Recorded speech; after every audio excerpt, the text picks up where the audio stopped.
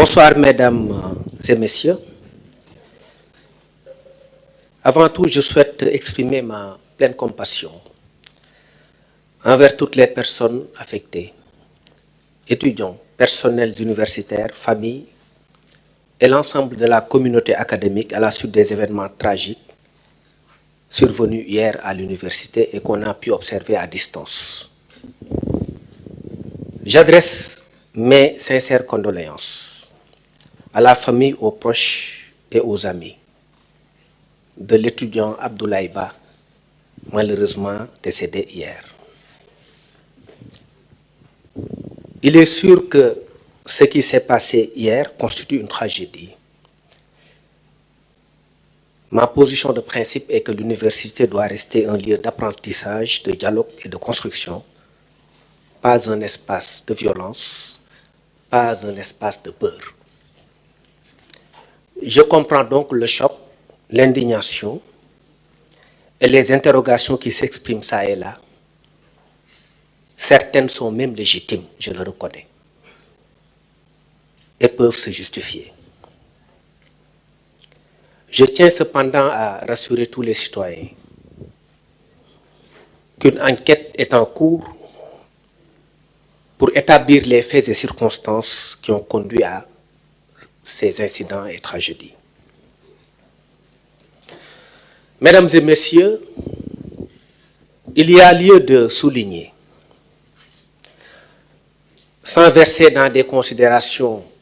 relevant de justification, parce que ce n'est pas conforme à notre éducation ni à notre parcours, nous voulons vous parler franchement avec un langage décodé et sur fond de sincérité et d'honnêteté.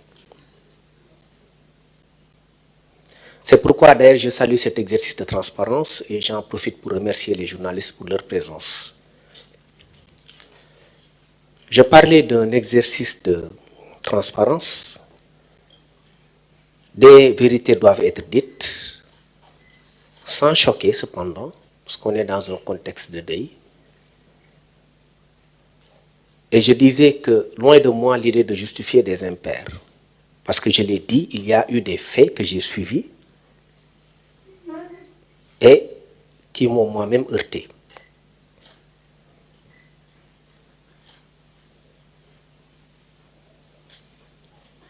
Il y a lieu de remarquer que depuis quelque temps,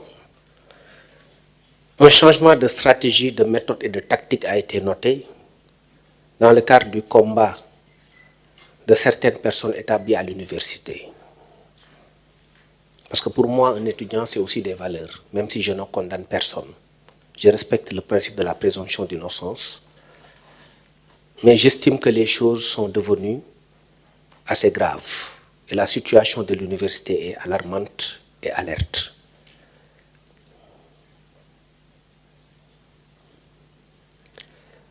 Ce changement de paradigme et de méthode a conduit à la nécessité de protéger les infrastructures à l'intérieur du campus, jusqu'à ce que les affrontements surviennent hier. Mon collègue de l'enseignement supérieur l'a précisé, on n'est pas dans le cadre des franchises universitaires conformément à la loi. Il faut dire que nous sommes dépositaires aussi du renseignement. Et malgré ce qui se dit à l'extérieur, nous, on accepte de subir. Parce que quand on dirige, on accepte les critiques, les remontées même négatives, pour essayer de voir comment gérer un certain nombre de choses. Que l'on accepte, il n'y a pas de souci. Mais on ne peut pas être au même niveau d'information que celui qui est en dehors du système de renseignement et qui, par-dessus bord, peut être amené à jeter des pierres à l'autorité sans pour autant avoir des éléments précis pouvant le déterminer à penser dans tel ou tel sens et à ne pas se tromper. Malheureusement, on se trompe souvent.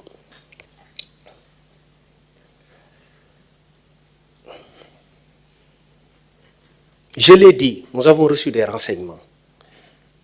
C'est des renseignements précis, montrant que certaines personnes allaient s'en prendre aux infrastructures du campus social et un début de destruction du restaurant Self a été opéré hier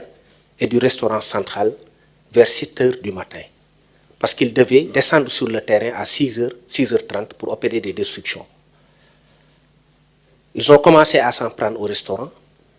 parce que l'université avait communiqué en disant que les étudiants pouvaient venir se restaurer, mais sous la condition de présenter un ticket, conformément à l'usage. La nuit, ils se sont réunis pour dire qu'ils refusaient ce format et qu'ils allaient de force pénétrer les restaurants pour s'emparer de la nourriture. À défaut de quoi, les restaurants seront détruits et les infrastructures universitaires pillées. En tant que responsable de la sécurité publique,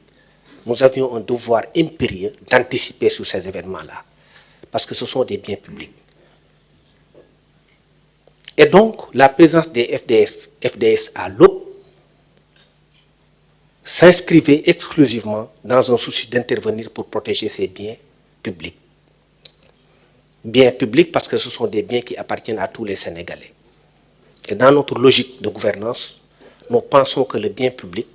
participe, la préservation du bien public participe d'un principe même de citoyenneté. Il faut bien qu'on s'entende. Sur le terrain, il y a eu des actes de violence qu'on a constatés de part et d'autre. Et des actes qu'on a vus émanant des forces de défense et de sécurité. En tant qu'autorité supérieure, c'est des actes que je ne peux pas cautionner. Je vous l'ai dit, ce n'est ni conforme à mon parcours, ni conforme à mes principes. Moi, je suis contre le principe des violences injustifiées. L'État étant certes dépositaire de la violence légitime, mais il faut que cette violence soit calculée, soit équilibrée et soit nécessaire pour faire cesser un fait. Mais on ne peut pas aller au-delà pour commettre des choses qui relèvent à la limite d'infraction pénale. Tout comportement constaté hier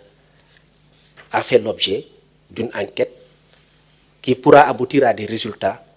et faire intervenir des sanctions. Nous ne tremblerons pas lorsqu'il s'agira de distribuer des sanctions,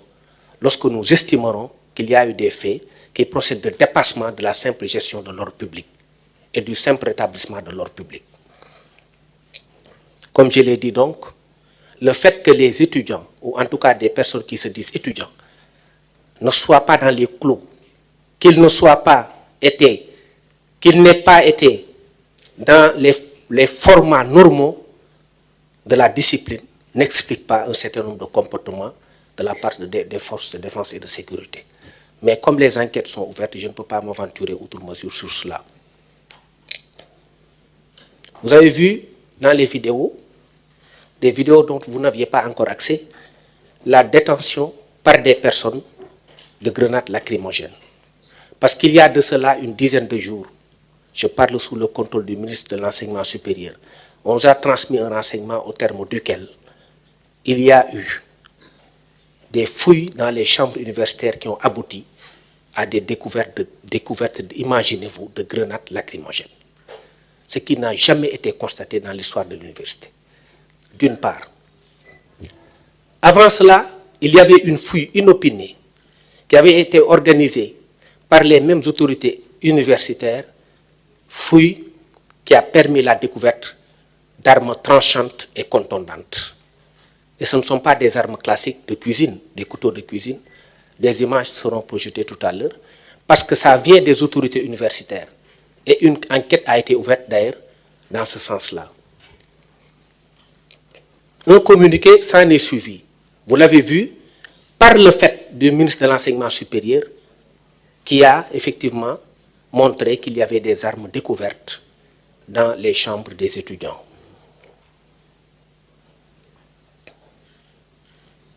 Ensuite, nous avions reçu après des images assez choquantes d'une personne qui n'était pas de nationalité étrangère, le lendemain de la victoire du Sénégal sur le Maroc, agressée par des étudiants.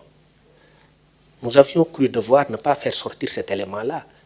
parce que ça pouvait de l'autre côté constituer une source de représailles contre les Sénégalais. Vous imaginez la gravité de ces faits. On a été obligé de ne pas diffuser cet élément vidéo. Ces personnes ont été interpellées et jugées en flagrant délit par le tribunal de grande instance hors classe de Dakar. Ce sont des faits qui sont là et qui sont vérifiables et documentés. Et je l'ai dit,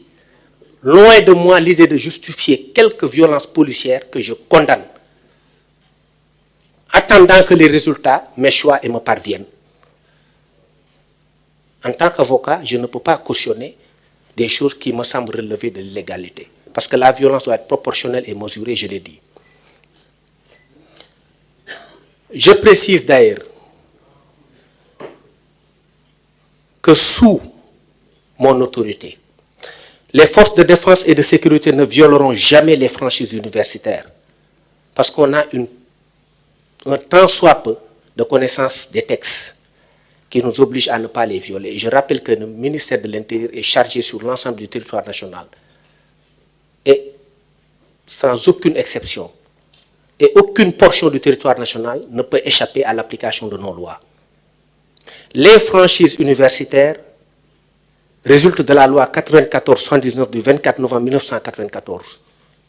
qui n'implique pas le campus universitaire. Mon collègue l'a tout à l'heure précisé. Avec ce qu'on a pu constater, il s'agissait d'aller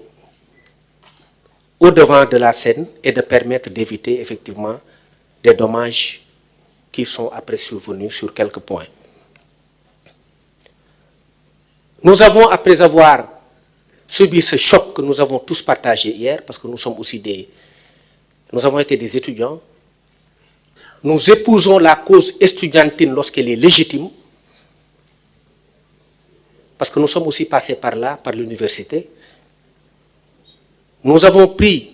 en main la situation, hier nous-mêmes, en proposant des mesures structurelles et préventives qui seront prises sous huitaine, avec une révision des protocoles d'intervention en milieu universitaire, en collaboration avec les acteurs, puisque cette doctrine, qui est celle du maintien de l'ordre sans bavure, qui a été lancée d'ailleurs récemment et rappelée par le Premier ministre Ousmane Sonko, est une doctrine à laquelle nous croyons profondément. Parce que le maintien de l'ordre et le rétablissement de l'ordre peuvent se faire sans bavure. Nous allons aussi mettre en place dans les mêmes conditions une cellule de dialogue permanent entre étudiants et FDS. Je réaffirme que nos services de police et de sécurité travaillent sans relâche avec les autorités universitaires et l'ensemble des acteurs concernés pour aujourd'hui retrouver le calme et la sérénité. Notre objectif commun est clair. Il s'agit de garantir la sécurité des étudiants et du personnel et faire de l'université un environnement paisible et propice à l'éducation, ce qui relève du classique, ce qui relève de quelque chose qui est tout à fait normal, parce que l'université n'est pas un lieu de guerre, l'université est un lieu de connaissance, l'université est un lieu de paix, l'université est un lieu de camaraderie. L'État continuera à veiller à ce que l'université puisse rester ce lieu d'apprentissage et non une zone de tension ou d'expression de la violence par quelque bord que cela puisse provenir. Ensemble, nous travaillons pour que ces universités qui sont dans l'ensemble du territoire national disséminés demeurent des espaces sûrs pour des générations présentes et celles à venir. Nous sommes convaincus que l'écrasante majorité des étudiants sont mus par un seul souci, d'apprendre et de réussir leur vie. Ces étudiants méritent d'être protégés, ces étudiants méritent d'être encadrés et ces étudiants méritent d'être aidés. Je vous remercie. Ci wolof mbokk yi maa ngi nuyu ñëpp di sant ñëpp ci seen teewaay journalistes yi ak ñi fi teew ñëpp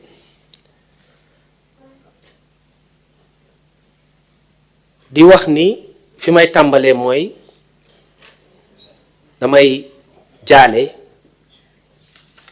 ñi nga xamante ni démb ñoom la tiis bi dal université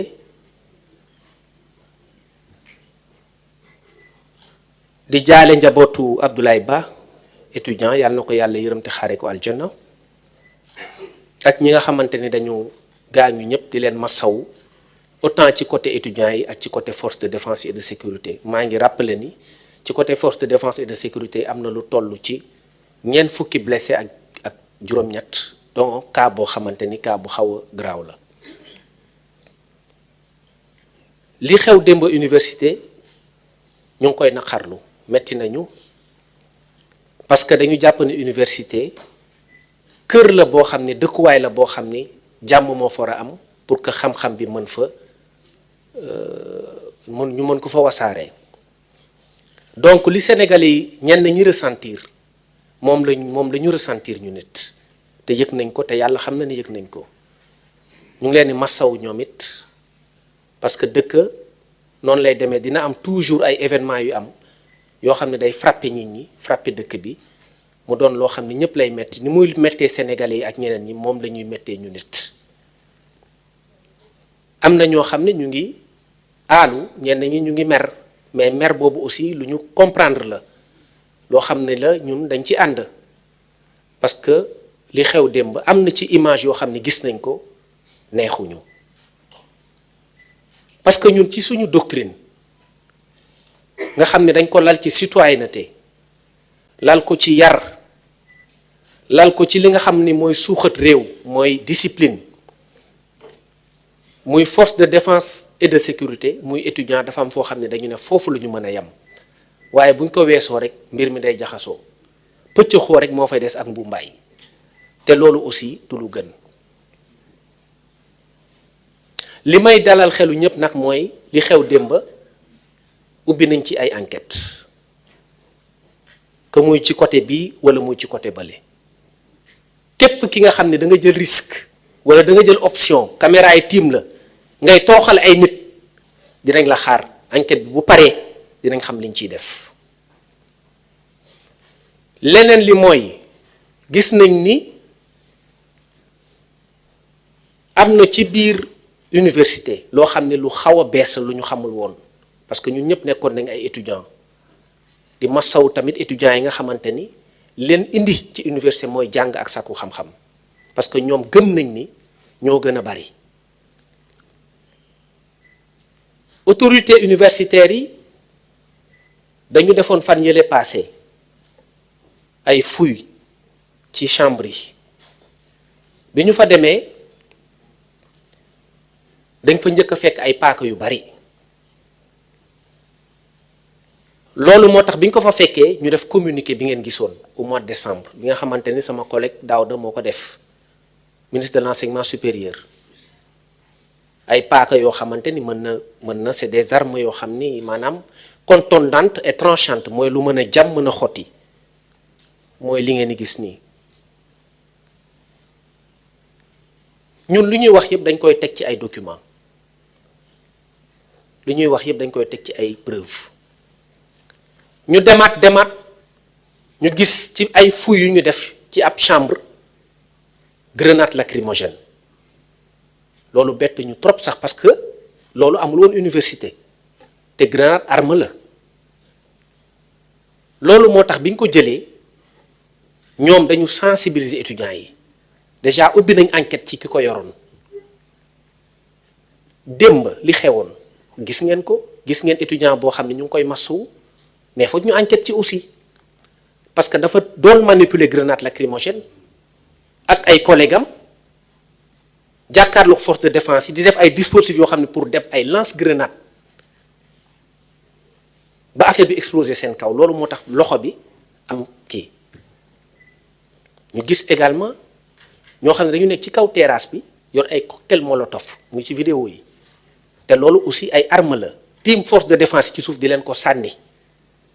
loolu moo tax ñoom ñu doon avancer pour ñëw seen kaw pour protéger wu dugg ci biir fekk leen ci kaw jëli leen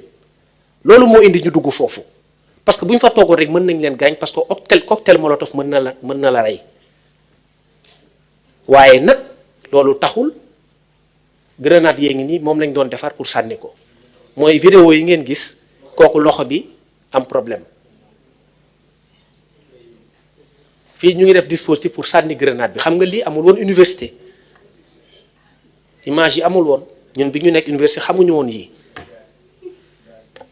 kële mu ngi yor jaasi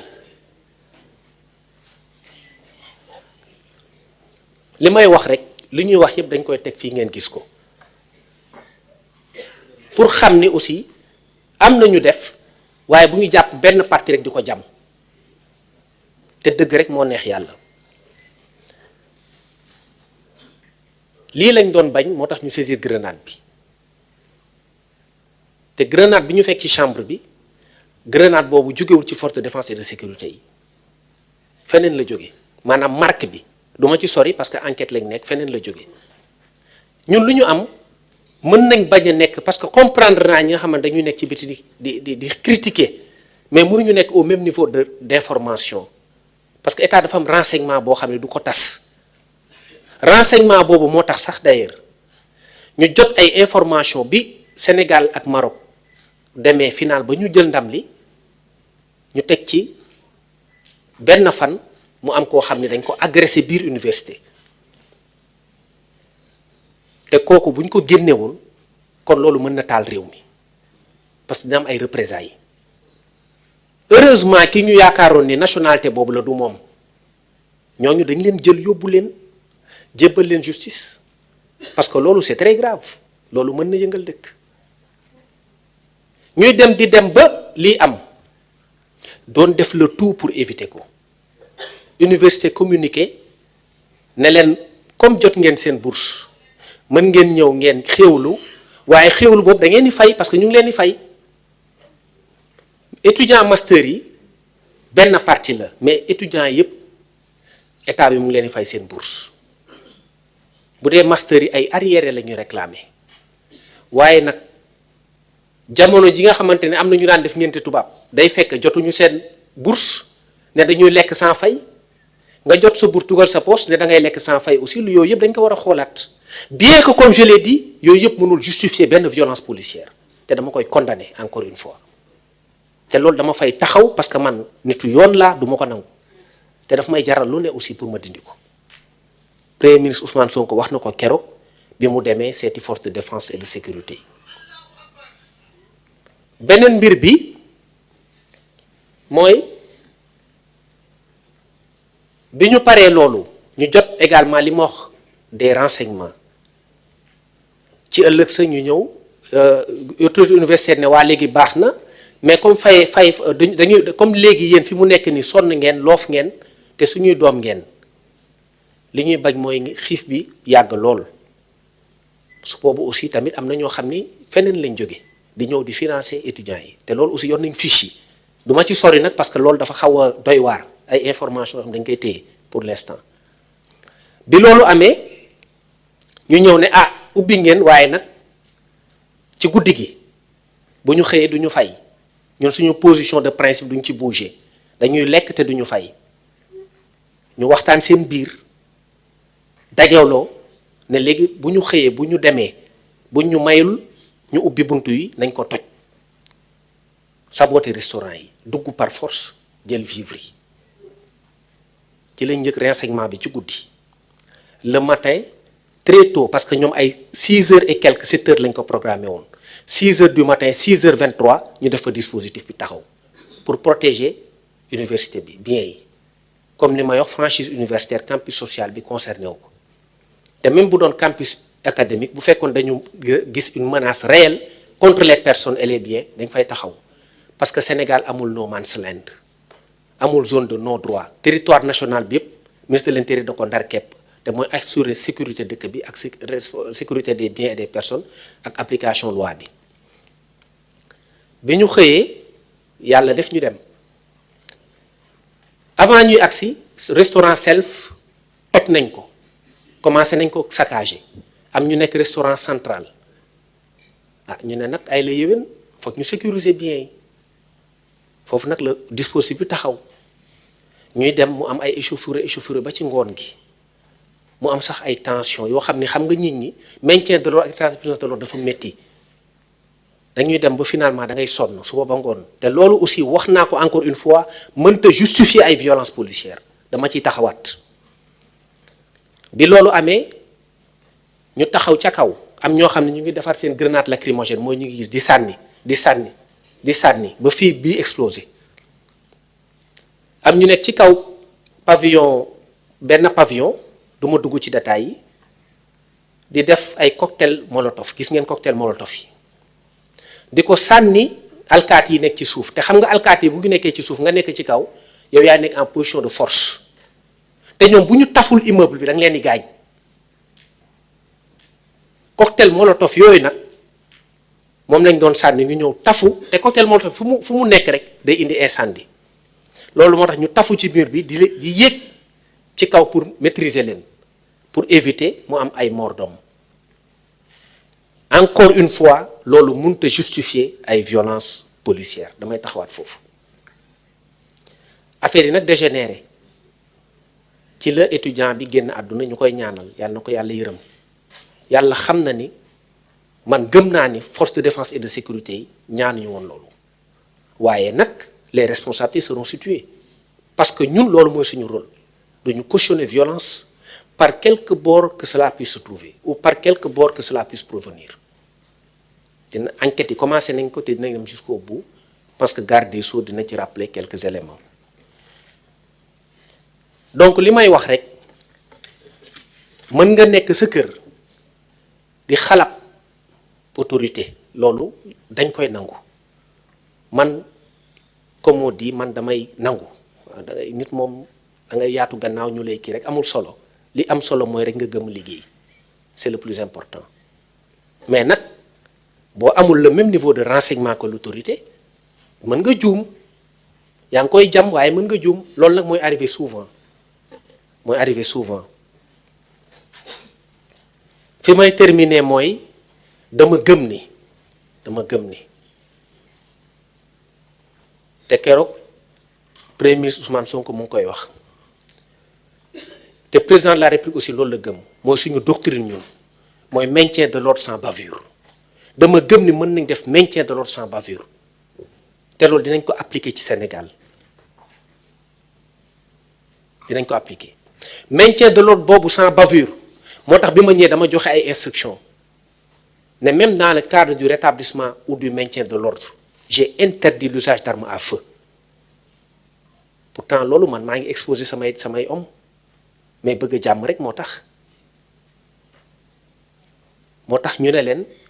dañ leen interdire l'usage des armes à feu dans le cadre du maintien et du rétablissement de l'ordre moo tax même démb amul benn arme à feu li xewoon novembre dugg nañ biir université coow am na mais dara amul mais arme yi ñu utiliser démb xamuñu ko woon bi passé novembre loolu moo tax mu am ay dérapage te arme yi ñu utiliser démb université daanaka mosoo gis ab étudiant yor grenade génnee ko yor ay grenade di sànni loolu mosul am di def ay genre lance grenade cocktail molotov yi ngi nii te ñoom boobu force de défense yi ñu ngi ci suuf bu leen dalee rek mën na leen taal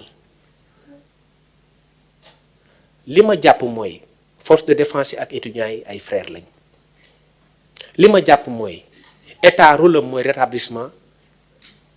bu ko jaree de l'ordre ak sécurité li ma jàpp mooy bavure policière wartu am Sénégal ak fi ñu jaar yépp moo tax ma koy naqarlu di ko naqarlu ak yéen mais wax naa ko les mesures idoines seront prises pour rétablir les choses encore une fois gëm naa ni majeure partie écrasante partie d'ailleurs laa wax étudiants yi li leen soxal mooy jàng dem seen yoon parce que ñun bi ñu duggee université ñun loolu lañ bëggoon loolu lañ daan def dañuy jàng bu ñu xëyee jàng et cetera te pourtant amoon na ay retard de paiement mais dina amoon ay manifestations mais yenn excès de violence yi duñ fa egg te loolu gënut aussi parce que mooy indi lii ci réew excès de violence yi wax naa ko ci ñaari parti yëpp day am cautionné wu ma kenn dara défendre ma kenn parce que man je suis un Sénégalais dépositaire d'une mission régalienne que je vais appliquer et sans trembler dinaa ko def beneen affaire bi mooy maa ngi jaale encore une fois ki fi jóge di ko ñaanal yàlla yërëm ko te xaare ko àjjana te saraxam yàgg ci loxo ay njabootam maa ngi leen di nuyu di leen sant asalaamaaleykum wa rahmatullah